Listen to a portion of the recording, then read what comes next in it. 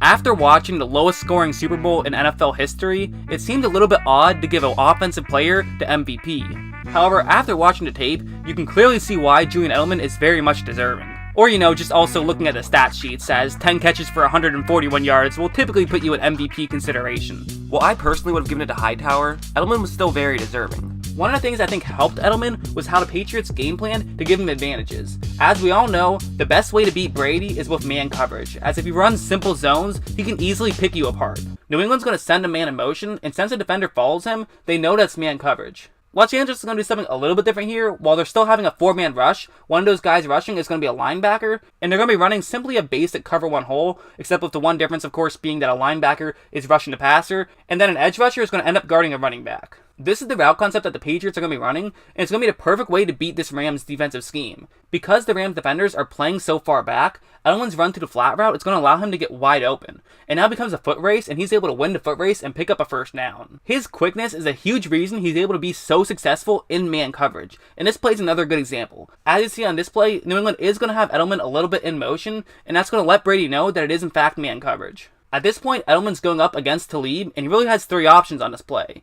He can break to the inside, he can break to the outside, or we're going to try to run straight past Talib. So what Talib's going to do here is essentially try to initiate contact with Edelman. If he slows Edelman down, he won't be able to get to the route that Edelman's trying to run, and it won't end up being good news for the Patriots. However, look at what Edelman does here. The second Talib tries to move him, he's going to end up making a cut to the outside of the screen.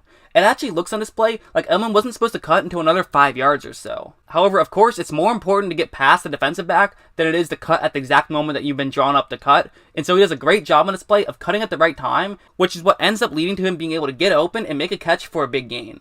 This play is another good example of how he's able to completely win against man coverage. As you see, since the Rams defensive backs are all playing so close to the Patriots receivers, you can pretty much tell that it's going to be man coverage on this play. It's going to end up being a cover one hole on this play, and Julian Edelman is going to end up faking as though he's running a route straight to the middle of the screen.